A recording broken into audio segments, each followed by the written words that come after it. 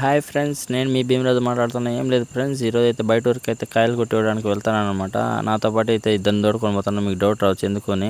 కాకపోతే అయితే ఈరోజు అయితే మనకి ఏరే వాళ్ళకి అయితే కొట్టేయడానికి వెళ్తున్నాం కదా, వాళ్ళైతే కాయలు కన్నా మోసి ఇంకా లోడ్ చేసేవాళ్ళు. అందుకని అయితే ఇద్దరిని అయితే స్పేర్గా దొడుకొచ్చుకున్నారు. నేనైతే సరేలేనైతే ఇద్దరిని అయితే దొడుకొని పోతాను అనమాట.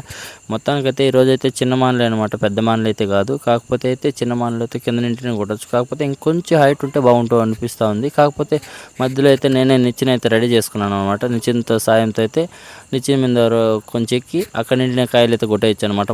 మనం పూర్తిగా ఎక్కనవసరం లేదనమాట. కిందనే ఉన్నాయి కావడీలు అయితే. మొత్తానికైతే ఆ కటింగ్ అయితే అయిపోయింది. కాకపోతే మధ్యలో అయితే మా మామకైతే వాటర్ అయితే దప్పైతేనే, కాకపోతే వాటర్ ఎక్కడా లేవు. కాకపోతే కోకోనట్ తాగమన్నా సరైన కొట్టించే తాగినాడు.